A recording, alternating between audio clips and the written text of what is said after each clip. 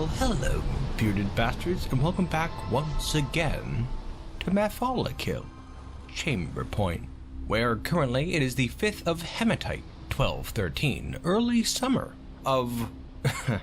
Not gonna lie to you, I've completely forgotten how many years we've been here at this point. We'll say a tentative 8, how about? Sounds good to me. Of course, we all know it doesn't really matter at this point, because really it's our first year here being reborn, isn't it? Praise be to Lorsith and the Velvet of Vaults. Yes, starting today, Chamberpoint is going to see a bright new future ahead of itself. That's for damn sure. Now then, people, let's get down to work. First off, well, we can get a rundown of our current population. Right now we're at 84 people, primarily dwarves at this point. We have no more pandas, as you well know, but also we have no more black bear people either. The last one died right before our rebirth. A damn shame. But I suppose animal people weren't designed for life in a dwarven fortress. But that being said, of our current population, we have 48 risen stalkers, that new type of intelligent undead that we found. Now that all comes down to the necromancer who raised them back from the dead. And there were 2 down there, Urvad and Ral. Now, one of them at least, if not both of them, must be a different type of necromancer than whoever brought that first round of intelligent undead back after that first Cyclops attack. Because after that first attack, we had a bunch of damned ones, remember? I think it was 4 of them, which are still all doing fine. One of whom is Stackcud, remember? He got a bit wounded at some point, but he'll be back up on his feet before long. And now, aside from all these intelligent undead, we also have 6 children, untransformed children. We still do, of course, have the 2 dwarven baby risen stalkers. And aside from that, we also have 26 still living people in our fortress. Or semi-living, I guess I'll kind of count the necromancers in there. Yeah, 26 non-intelligent undead residents. We did just get that new migrant wave. We're still trying to figure out what we're going to do with them, but I suppose we'll soon see. Yes, that'll bring us to 84 people in our fortress here. A respectable number, really. We've already rebounded greatly from that ceremony. Excellent to see. Now, you may be thinking that, well, 100 of our population died during this ceremony and did not come back to life. That isn't true. No, I didn't really show off the ceremony chamber afterwards, but if we take a look down there, yeah, there it is. There's ceremony chamber, absolutely loaded with intelligent undead. A whole bunch. In fact, it's kind of hard to grasp how many of them are in here exactly. But if we have a look at this list here, you can see all of them. There are 80 of them in this chamber. And something happened during the ceremony because they are not part of our fortress. In fact, they're just like that one damned one that had its guts hanging out that was wandering around in that field. It was just recently killed by that Cyclops there. But yes, these ones here aren't unfriendly. They're not hostile at all, but they're also not allied with our fortress. They're just kind of, well, I'm not sure they're mindless exactly, but they have no interest in aiding us at all. They're just going to be useless down here. A damn shame. I mean, something happened. I'm not too sure what. I think maybe their souls were just lost in that whole kerfuffle there. As I briefly alluded to, the ceremony was a bit of a mess. I think mostly due to the necromancers kind of being in a panicked state when they bring them back to life. Well, they brought back a whole cluster of the corpses that were in this room, and a lot of those corpses were just plain old mindless zombies, which I believe started attacking the intelligent undead, and sometimes would kill the intelligent undead, so that when the damned ones or the risen stalkers were brought back to life, sometimes they'd be brought back as a normal mindless zombie, or maybe another type of intelligent undead, and I think the whole process just screwed up a whole bunch of our citizens. So they're just down here now. You can also see some cages and some mechanisms in there. We were trying to get them caged up in traps maybe, and so like we could move them around, but that didn't seem to be possible. So I don't know what to do with these guys. I guess they're just gonna sit in here for now and just clog up the place. One serious problem I did find is that, well, I guess it kind of proves that their souls were lost during the ceremony, because we had a whole bunch of ghosts in our fortress shortly after the ceremony. And because we couldn't bury them or inter them in sarcophagi, we started up a bit of a cemetery out here. You can see a bunch of engraved memorial slabs just placed out in this forest. It's actually rather serene, if a tad ghoulish. There are some trees out here. Actually, this cemetery's been here for quite some time, just it's never really been this large at all. Kind of shocking. There's at least 100 slabs out here now. Oh, it looks like we just held another election for mayor. And who do you think got the position? It was Udil Unomozos, the necromancer. Man of the hour, really. The mastermind behind our rebirth. Yeah, this guy really saved our fortress with that idea. I gotta say, we would definitely have gone under if not for him. But when you get down to it, I mean, we all know that it wasn't really his doing. No. All of our praise must go to Lorsith and the Velvet of Vaults. Very important. As such, it would be sorely amiss if we did not properly thank them. And so we're going to do that. These little shrines down here, this is not going to cut it. This is not a proper thank you at all. Not for our chosen deities. And so, looking up here to the surface, you can see our newest construction, the Temple to Lorsith. And nestled within is going to be a second temple, a temple to the Velvet of Vaults. I figured having a secondary temple inside the main temple kind of symbolized the fact that the Velvet of Vaults, as the god of pregnancy, is kind of a bit of a womb type deal, if you will. It's symbolic. It's great. Gonna work out just fine, I think. Oh, having a look up here, we have some new migrants. Excellent. Man, this place is getting right back up on its feet. A new future, my dwarves. Welcome, welcome, come on in. Prepare to be amazed. Praise be to the laws of Lorsith and the endless womb of the Velvet of Vaults. Okay, getting back to work here, and while it's still a bit slow going, I figured we could start out by making some new weapons. We haven't really had many good weapons in the fortress this entire time, and so I figured what the hell, we're going to be making some nice flails and warhammers, all out of silver, because remember, we don't really have access to much else. But that's fine. The silver makes a fine blunted weapon. It can't hold a blade worth a damn, but for our purposes, it's going to do just fine, I think. However, armor is going to be quite a problem, I think, though I'm not too worried about it for the time being. And would you look at that, more migrants. We've gotten migrants every season since the ceremony. I don't know why that would be. It still says they're arriving despite the danger. Oh, silly me. They must be arriving because they can see what's happening here. They must have heard the stories of our ceremony by now. Word spreads fast, I guess. Very good. Soon the whole world will know all about our greatness, and all will join our cause. Not gonna take too long now, I don't think. Anyways, over here in the basement of Ted's house, you can see our new barracks. It's pretty sparse, but it's gonna get the job done for now. We don't really have a formal military yet, but I have added some members into Ted's squad. Members like Rimtar and Fishface, two of our founders, and we also have Emiwa in here, the elf-risen stalker who took on that Cyclops one-on-one. Actually, so far, Emiwa's been very valuable as a trainer for the others. They seem to know what they're doing in terms of fighting, which I guess we already knew from it taking on that Cyclops. Yeah, I figured we'd start out by giving these guys some training. I still would really like to get some armor for them, but I'm not getting my hopes up quite yet anyways. Maybe once these guys are trained up enough, we could send them all out in a raid. That'd be something. Ah, welcome. The elves have arrived. Haven't seen them in a little while. Doesn't look like they brought much, unfortunately, but whatever. We don't really have that much need for trading these days. Looking over their cages here, looks like they brought with them a gorilla, a giant tick, and a giant great horned owl, which could be interesting. But I think we're pretty much good for the most part on our animal situation. Well, with our grizzly bears and our horn beetles, both of which we have more than enough of. And actually, we've been training them for war, too. All of the grizzly bears and all of the horn beetles. I think after we have a proper military squad going, we can assign a bunch of beetles and bears to them and really help bolster the force of our troops. I think that'd be a very good idea, actually. And on top of that, a few years back, we never mentioned it, but we got a couple of giant rattlesnakes. Rather, I think I mentioned the first one, but we did get a second, of the opposite gender, and those two have since bred. And now we have 4 giant rattlesnakes in this room, hoping to get more in the future. That'd be really cool, wouldn't it? Not sure what we could do with them, but they are enormous, and I think they could do a fair amount of damage in combat, what with them being venomous beasts and all. That'd be pretty cool. Looking over this way to the east, you can see the great temples coming along, much faster than anticipated too. I have to think it's because of our new intelligent undead residents too. They're very single-minded when it comes to their tasks. Extreme focus. And they don't really have any other needs either. They don't have to eat, drink, sleep, anything like that. And so they just get straight to work. Also, hey, have a look here. Everyone's happy, you can tell. There's no stress, no unrest. Everyone is doing absolutely fine. Man, that's what I'd love to see. You know what? I know we had started this fortress as a way to fight the Abbey of Proliferation and that beardless Baron. And while that whole thing is still quite a threat, well, I think we deserve some rest. And, well, I think it'd be nice to just kind of focus on ourselves for a while. Build this new temple over here. Really spend some time on it, too. We can really make it into a place of legend, I'm thinking. It's really the least we could do. In fact, you know what? I'm thinking that Chamberpoint as a whole should turn its focus towards our gods. This whole time we've been focusing on ourselves, being very selfish about it too. But you know, all we had to do was look to our gods just briefly, and we saw the truth.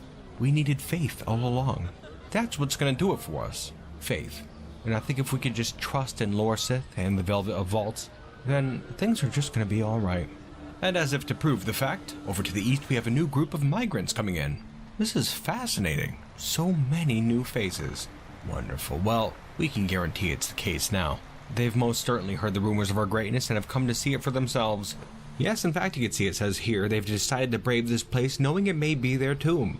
Ah, so they actually arrived knowing that this place may be their tomb. Well, that's getting me to think that we should set up our ceremony chamber and get that thing started again. I'd hate to disappoint them. In time, my new friends. In time. Praise be to the laws of Lorsith. Would you look at that? Our population is now 122. Kinda shocking we've managed to get back up that high, actually. We're already approaching our pre-ceremony population. That was quick, too. Never would have thunk. Terribly foolish. We must have faith. Time is ticking on by, and if we look over to the east, we can see yet another migrant wave. This is insane. It's only been like another season. Our strength grows. The gods have smiled upon us. Very, very good to see. That right there brings us up to 132. Not bad at all. It's just amazing how much things have turned around for us since we realized what the gods do for us exactly. We really have been fools, haven't we? All it took was faith, and now we're stronger than ever. Soon we'll safely be able to say that nothing in Oradashi can take us down. Praise be to our gods.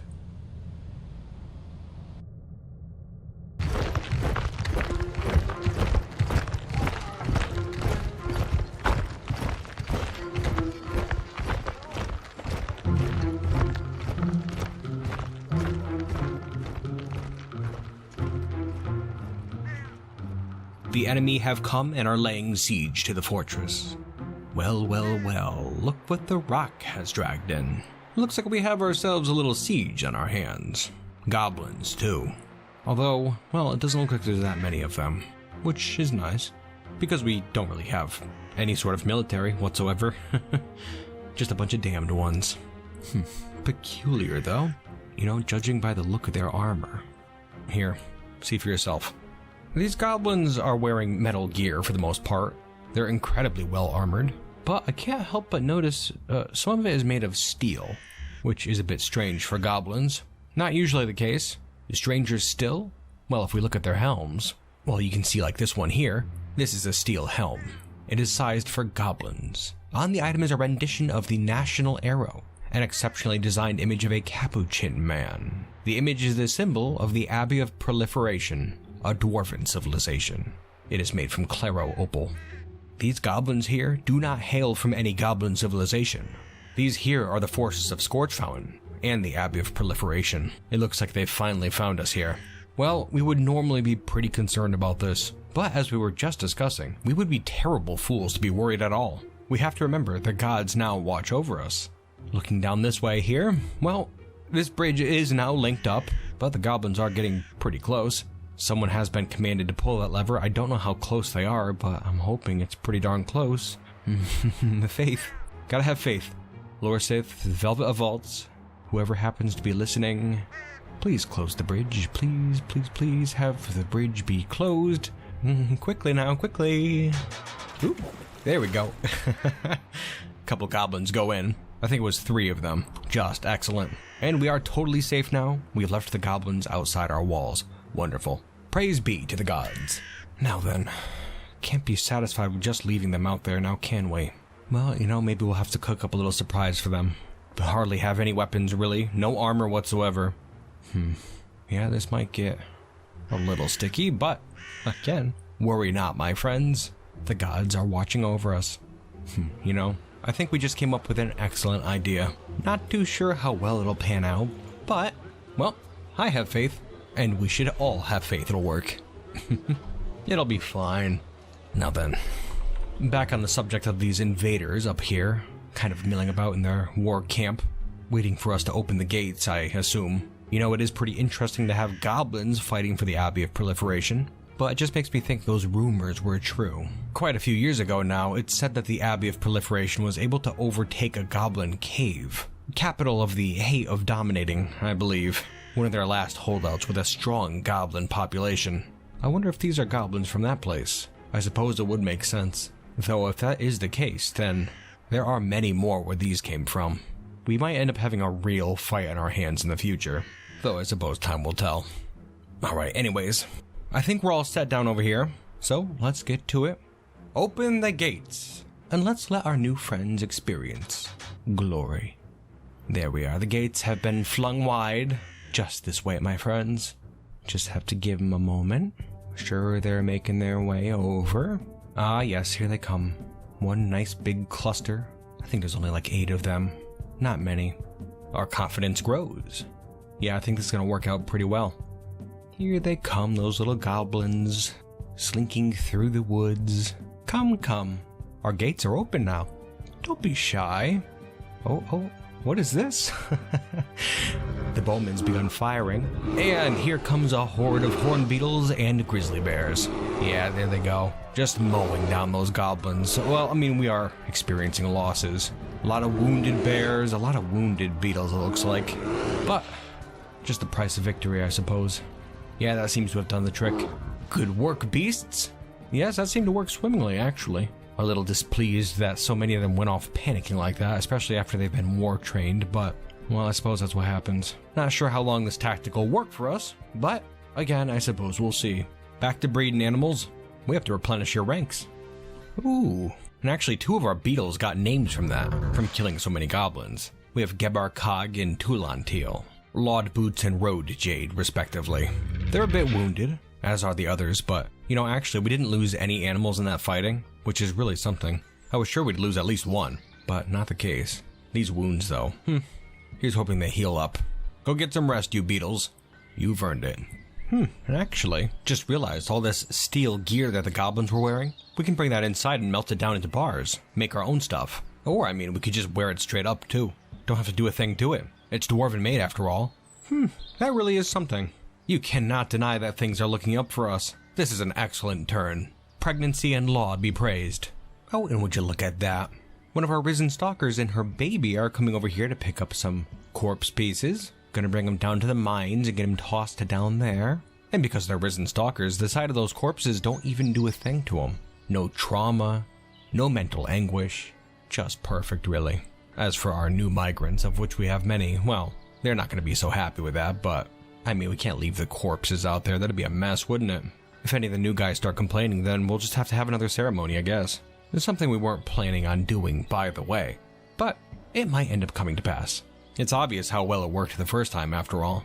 And looking back up to the surface, more migrants have arrived. That really is something. I know I keep saying it, but it's kind of freakish, actually. I don't think we've ever had so many migrants in such rapid succession before. Since that ceremony, it's been constant. It's great, really. Although, I'm starting to now realize that, well, I think we're going to have to get a handle on our labors around here. We have people running around doing all kinds of crazy stuff now. Yeah, you know what? Just a moment. Okay, and that'll do it right there. And I gotta say, I'm feeling even more positive about our future.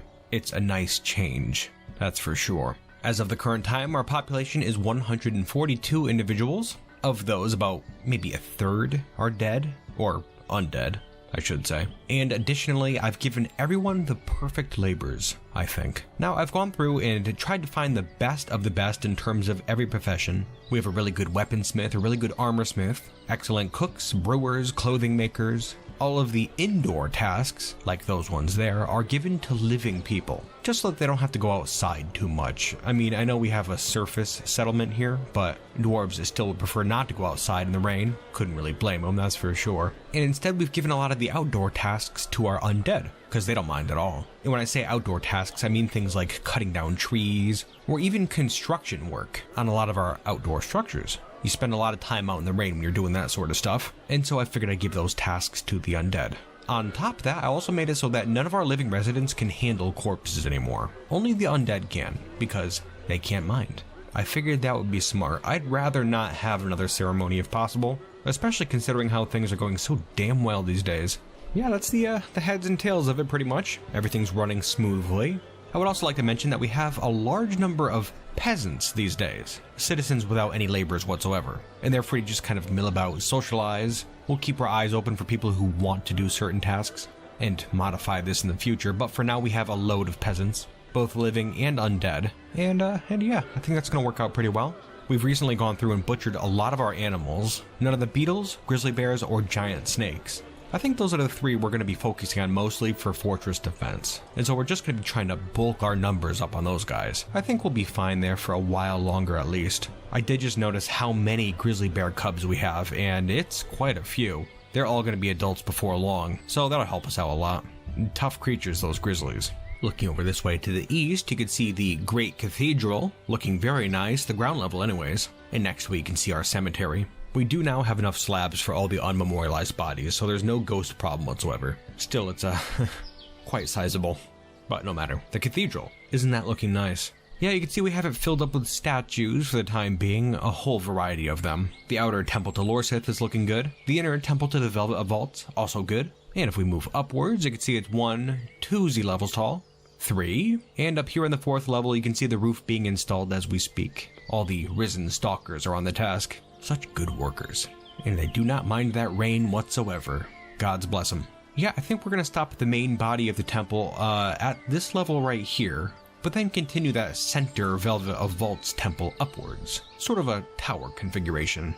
I thought maybe we could make a house in there for Udil, our mayor. Certainly the guy deserves it. His current tower house on the coast is big and well furnished, but we can do better than that, I think. We have to. Scanning quickly through our wooded areas here, you'll notice that we've pretty much given up all pretense of trying to be very friendly with the elves. By which I mean we've been cutting down an awful lot of trees, which we've been doing for a while now, but at this point we're basically just clear cutting the place. That being said, we're trying to relegate that to within our walls. Outside, the trees are completely intact. And if the elves don't like it, then, well, they can go straight to hell. We're trying our best here, we're just simple dwarves. Gotta do what you gotta do, you know? Well, I say that, but actually over here outside of our walls, we're gonna start construction on an archer tower. Just in the middle of this forest, kind of where those invaders came from. I thought it'd be cool if we can get some marksmen stationed up there, just for when those bastards come the next time. It'd be nice if we could put some holes in them, don't you think? We have to do something. We will not solely be able to rely on those animals for protection. As cool as that would be, it just would not be feasible. And so that's the plan. And still going over our latest constructions, down here on the coast. Oh, actually, oh, would you look at that? A whole new round of grizzly bear cubs. That really is something. Fantastic. Anyways, yes, down here on the coast. You can see we got some new houses going in, just kind of underneath the gleeful fishman. Gonna have granite walls, also redoing these ones over here. They've had dirt walls for a long time. Time to fix those up, I think. Yeah, we gotta make sure we have enough bedrooms in here. I still don't think we have enough for all of our living residents. The undead don't care what kind of bedrooms they have. We could just dig out a little nook and put a bed in there. They wouldn't care. They don't even have to sleep. And so for our living residents, I really want to make sure they have special bedrooms. They're just going to have these straight up 3x3 ones for now, just so we can be 100% sure we have enough bedrooms, but then maybe we'll size them up or something in the future. Anyways, that's all kind of boring. Down here to the south, you can see our machine room, something we haven't touched in quite some time, and you'll notice now that there are a couple of axles penetrating this southern wall, leading out towards the sea. Let's have a gander. Yes, down this way here you can see this monstrosity. I'm not too sure what to call this at all, but what we're trying to do, you may have guessed it, is drain a section of ocean. We're still in the experimentation phase. I'm not too sure how well it will work, but I'm feeling positive. You may notice this disturbance over here in the northeast. Yes, you can see we've hooked up a screw pump out here on this precarious structure that is powered by one of those axles, and it is draining water out of the sea and kind of dumping it back into the sea. That being said, the area right beneath the screw pump looks to be, for the most part, completely water-free, which is just excellent. Now, the plan is to put screw pumps all around the outside here, and if we do that, it might be able to drain the water out of the center. I don't know. Whatever we do, we're gonna have to figure out a way to make this whole process a little safer, I think. As it is, when we hooked up the screw pump here, the dwarf who did it ended up falling down into the water, which was luckily being pulled away from the area where he fell down in, and they were able to clamber back up onto the shore. We can't have that. We don't want any death here. Well, any death that we're not totally in control of. Yeah, we'll get this sorted out. It'll be a bit safer. Oh, settle down there, bears. Little disturbance over here. Yeah, they are starting to fight in the Rangers Guild. I guess I can't blame them. There are far too many grizzly bears in this tiny structure now. Gonna have to figure out some sort of solution. We can't have them beating each other to death. That wouldn't be good at all. Another project. We'll get straight to it. Anyways, just realized how wrapped up we've been in all our new projects. There are quite a few, aren't there? And you know what? I'm only just realizing now how productive we've been. We've never been this productive in Chamberpoint. Ever. And while it's mostly thanks to our gods, the one who showed us the way is Udio, our necromancer mare. A dwarf who I think is in sore need of a new nickname. A title, if you will. Udio, I think from now on, the dwarves of Chamberpoint will refer to you as Udiel Twistbeard, the Pious. And although your position within our civilization will remain mare, here at Chamberpoint your new profession will be Archpriest. For no other position could be as fitting to one of your piety, O Twistbeard. Wear your new mantle with pride, Archpriest. Oh boy. And from the sounds of it, the enemy have come once again. Up to the northeast. More Abbey of Proliferation goblins. Brace yourselves, dwarves, for today will be one of glory.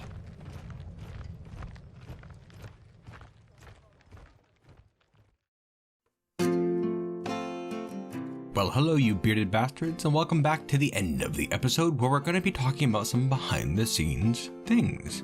Now then, this was a fun and extremely productive episode.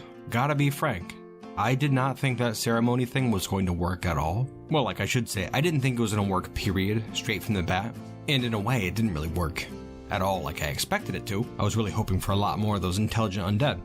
But, you know, it served as a really good, like a fortress reset, I suppose, by eradicating pretty much everyone in the fortress and getting a few of them to come back as intelligent undead, and also in large part thanks to those mysterious migrant waves we got. I'm still not too sure what the deal is with those. Well, the whole process kind of served as a restart, I guess. I mean, nobody's angry anymore. We're pretty much good. And at this point we have all these nice houses in the fortress, temples, guild halls, all sorts of good amenities, and so I'm hoping between that and getting our labors redone that we won't have any more problems like that. I'm not gonna get my hopes totally up because I didn't think we'd have problems like that in the first place, but well, I like to stay positive now. Oh, and how about those goblin attacks, huh? Isn't that something? Not something I was expecting, really. Goblins, a good source of steel right there. Gonna have to work up a way to be more efficient gathering it, I think. Well, anyways, feeling reinvigorated. I hope you are too. And I certainly hope you enjoyed yourself. And I double certainly hope you'll join me next time here in Mefalla Kill, Chamberpoint. And until then, you bearded bastards.